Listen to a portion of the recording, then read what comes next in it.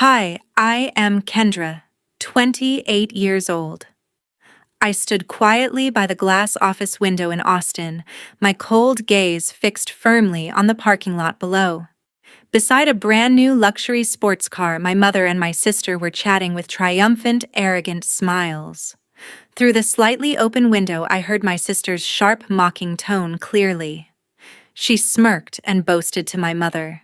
"We've been taking advantage of her for years, and she still hasn't realized it.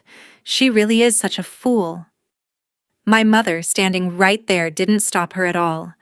Instead, she nodded and urged her to keep draining my accounts to fund her son-in-law's failing business as if it were perfectly natural. The very moment they turned to step into the car, bought with my hard-earned money, both of their phones suddenly buzzed in unison. An urgent notification from the civil court rang out, signaling that an order to freeze all their assets had officially taken effect. I turned my back to the window and finished my last sip of coffee, feeling no regret for having personally set the trap for my own flesh and blood. Welcome to today's story. Please subscribe to the channel and hit the notification bell to see exactly how those who ruthlessly exploit their own family for money will pay a truly devastating price. Life working at an interior design firm in Austin was a relentless cycle of demanding projects and endless deadlines, all fueled by my single-minded goal of finally owning an apartment of my own. I had been working overtime for years, pinching pennies, and sacrificing personal luxuries, determined to escape the cramped rental space I had occupied since moving out of my childhood home. In my mind, every hour I spent drafting blueprints and meeting with clients was a brick laid for my future independence. Because I was raised with the firm belief that family should always come first, I felt a sense of moral duty to share my success with those who had raised me. Consequently, I agreed to transfer nearly every paycheck I earned into a savings account managed by my mother, Diane. She claimed that having one centralized fund for the family would allow us to accrue interest more efficiently, ensuring that when the time was right, I would have a significant nest egg to make a substantial down payment on my dream home.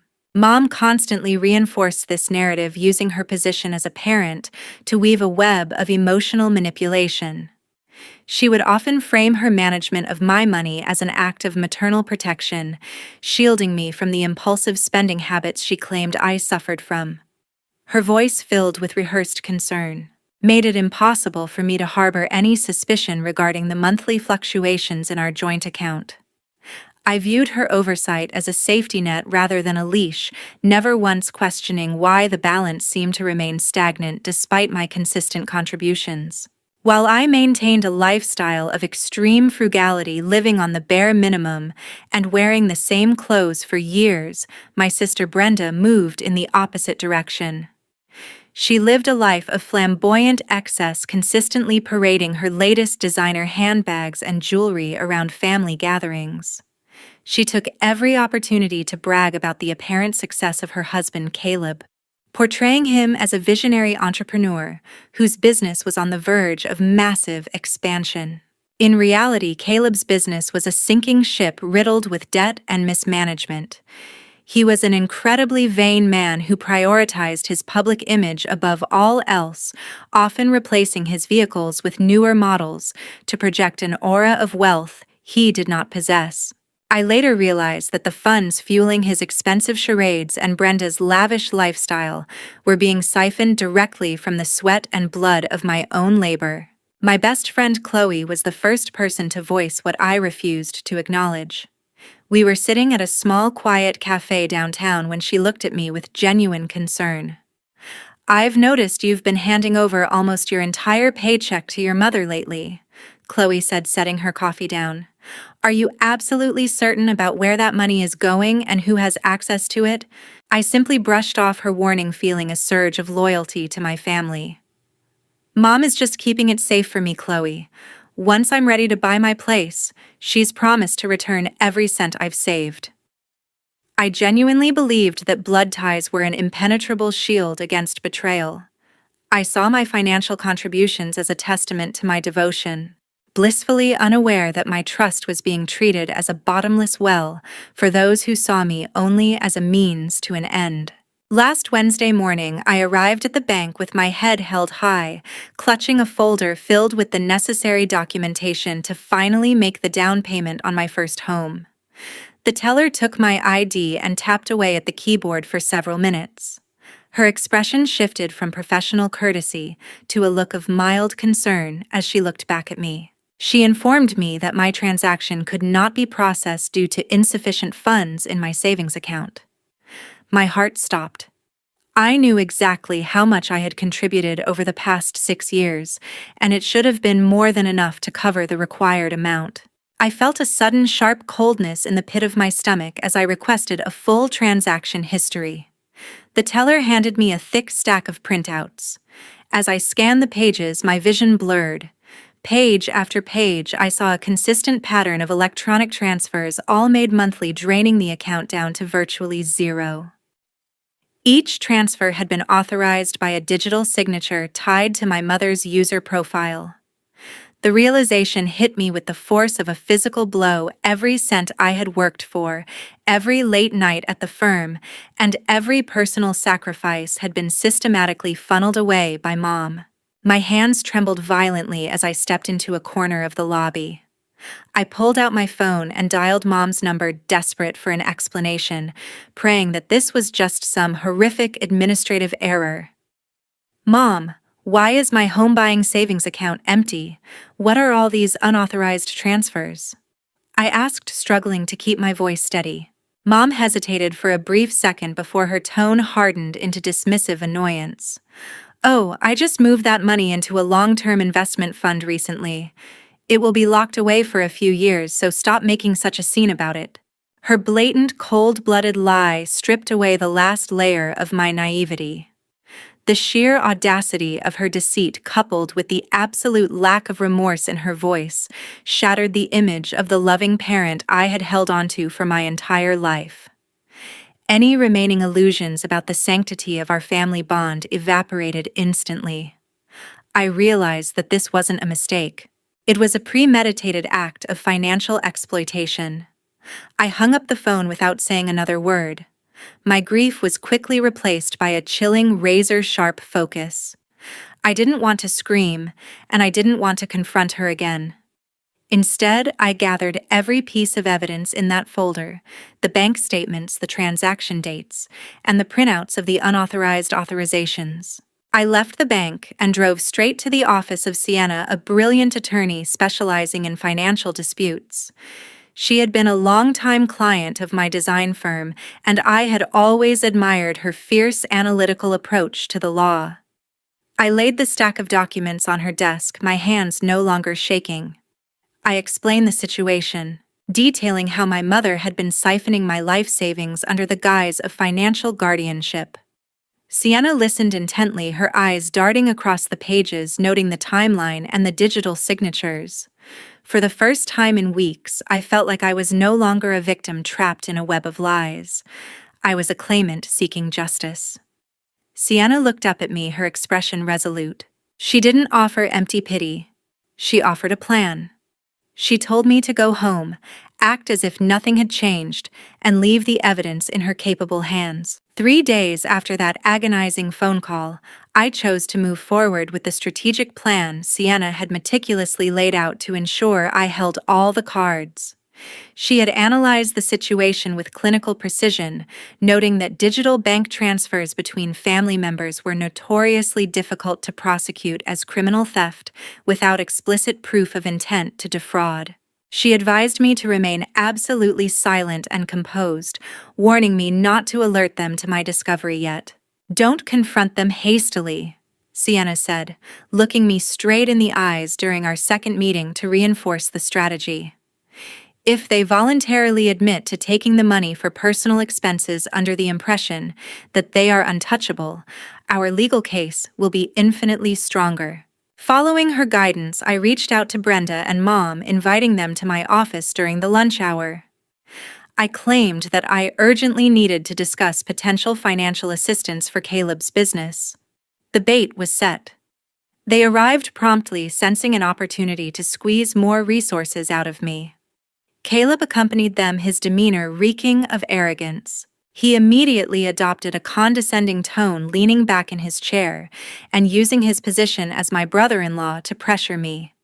He demanded that I open new credit lines and drain my personal credit cards to help cover his mounting debts, treating my financial stability as if it were his personal treasury.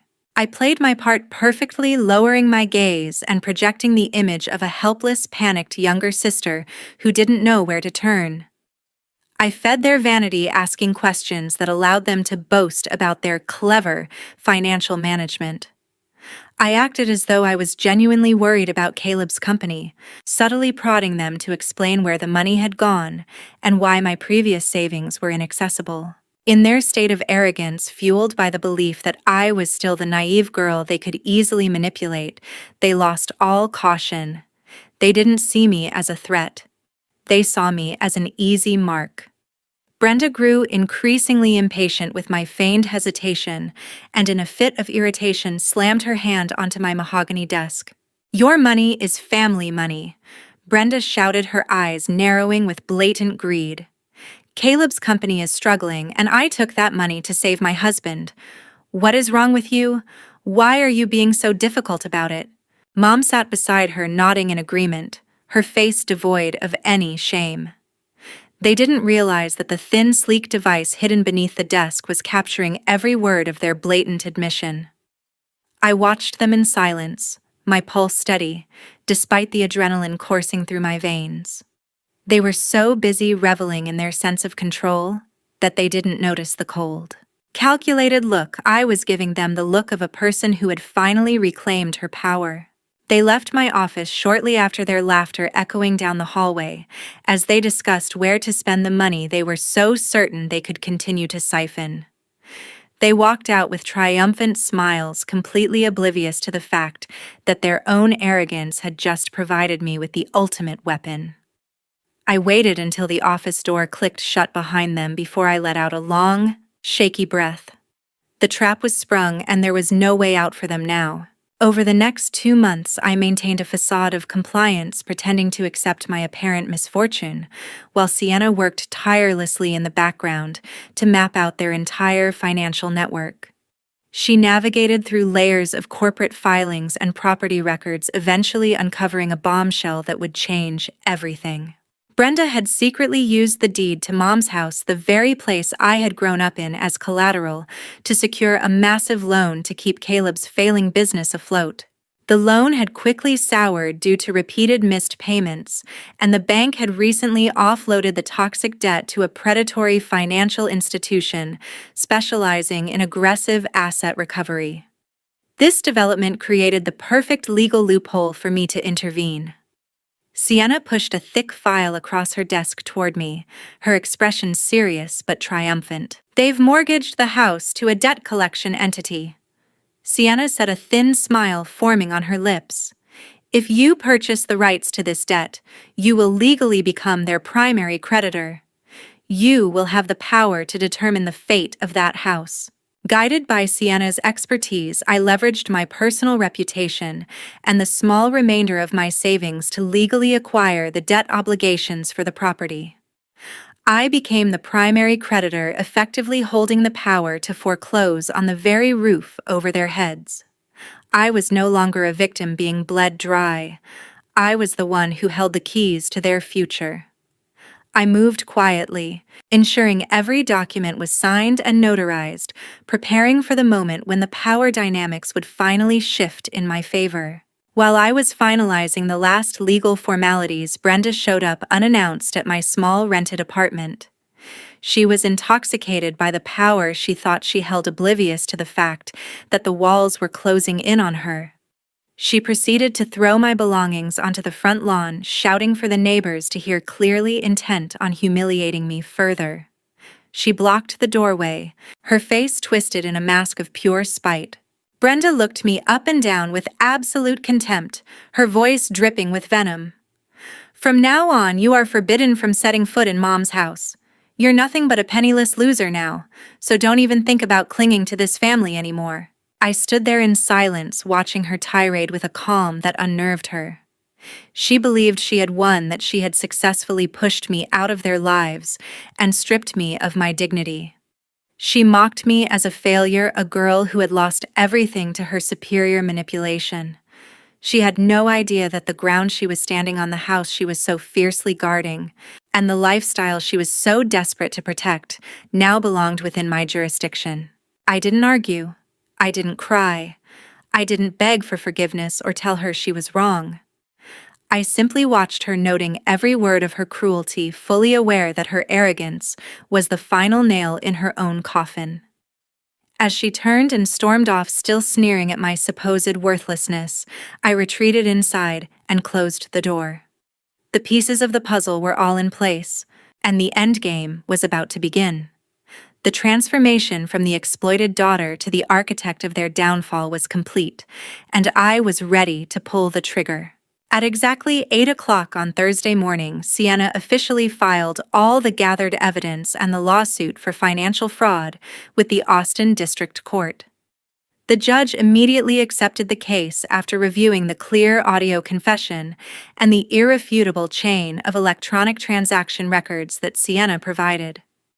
Just days after the lawsuit was processed, an emergency asset freeze order was issued targeting the entire network of bank accounts linked to Brenda, my mother, and Caleb's company. At that moment, Brenda and Mom were casually strolling through the largest shopping mall in Austin, preparing to pay for expensive designer goods as part of their habitual lavish lifestyle.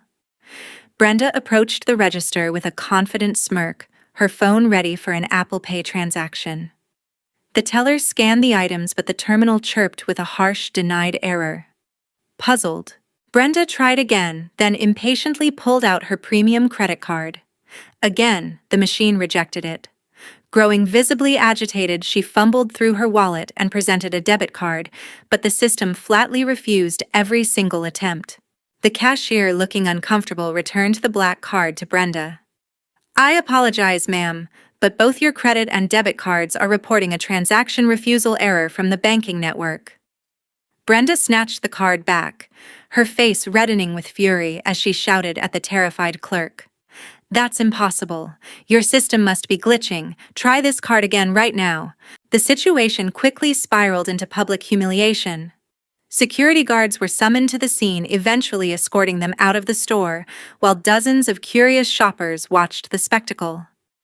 As they were being led toward the exit, their phones buzzed simultaneously. The screen of each device displayed an automated alert from the bank, confirming that all assets associated with their identities had been officially frozen by court order.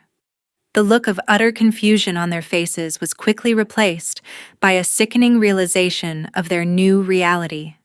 They stood in the middle of the mall concourse, their expensive bags stripped from them, finally understanding that the doors to their fabricated world of wealth had slammed shut in their faces. 3 weeks after the incident at the shopping mall, the civil trial officially commenced in an atmosphere of intense tension. Standing before the bench, my mother burst into hysterical sobs, attempting to use the maternal bond as a weapon to argue that the funds were merely a temporary loan to save the family rather than an act of theft. The judge immediately struck his gavel, demanding order and dismissing the flimsy defense as soon as Brenda's arrogant recorded confession echoed clearly throughout the courtroom. It laid bare the entirety of their greed, proving the intent was never to save a family member, but to fund a lifestyle of excess at my expense. The court delivered a decisive verdict, ordering Brenda and Mom to pay back the full amount they had embezzled, while formally recognizing my legal standing as the primary creditor of their mortgaged family home. My mother clasped her hands together, pleading directly to the judge. "Please, Your Honor, understand my position. I was only trying to help my son-in-law overcome his difficulties. We are a family. She cannot sue her own mother like this." The judge looked stern, striking his gavel firmly against the wood. "The law does not distinguish between blood relatives in cases of financial fraud. The evidence is overwhelming, and the court rejects all defenses put forth by the defendants." That same afternoon, as Caleb pulled his vehicle back into the parking lot of the design firm, the county sheriff's deputies were already waiting for him. They served him with an enforcement order to seal the property, due to the mounting unpaid debts that had accumulated under his name. With my status as the legal creditor, I requested that the enforcement authorities proceed with the seizure of the house. It marked the definitive end to their delusions of grandeur, finally pushing those who had betrayed my trust out onto the street, with absolutely nothing to their names. 6 months have passed since the gavel fell, and the court proceedings finally concluded, and my life has blossomed into an entirely new chapter. As for the architects of my former misery, Brenda and Caleb officially declared bankruptcy shortly after the property was seized. They were forced to move into a cramped, dilapidated apartment on the outskirts of the city, a harsh contrast to the lifestyle they once flaunted. Mom, now stripped of her social standing and financial cushion, has been left to rely on a modest government stipend, struggling to navigate a world where she can no longer manipulate anyone's wealth. I utilize the funds recovered from the asset liquidation to pay cash for a stunning condominium in the heart of downtown Austin. The apartment features floor-to-ceiling windows that offer a panoramic view of the city's skyline, a constant reminder of how far I have come. For the first time in my life, I had the freedom to curate my own space. I spent weeks hand-selecting every piece of furniture, including the soft beige velvet sofa I had dreamed of owning for years, but never dared to purchase while my money was being siphoned away. Last weekend, I invited Chloe over for dinner to celebrate. As we sat on my balcony, we raised our wine glasses, toasting not just to my new home, but to the reality of true independence. I have also established a new secure savings account protected by multi-factor authentication and encryption that only I can access. It serves as my foundation, a quiet confidence that my future remains strictly under my own control. Looking back at this entire journey, the most profound lesson is understanding the delicate boundary between familial love and financial exploitation. Sometimes the people who share our blood are the very ones who utilize their deep knowledge of our trust to betray us most cruelly. Kindness and compassion must be tempered with wisdom. If you constantly sacrifice yourself without establishing boundaries or defenses, you inadvertently build the very tools that others will use to step over you. Remember that financial independence, setting rigid boundaries, and having the courage to say no when necessary, are the most formidable armors you can possess to protect your life. Thank you so much for accompanying me and listening to my story until these final moments.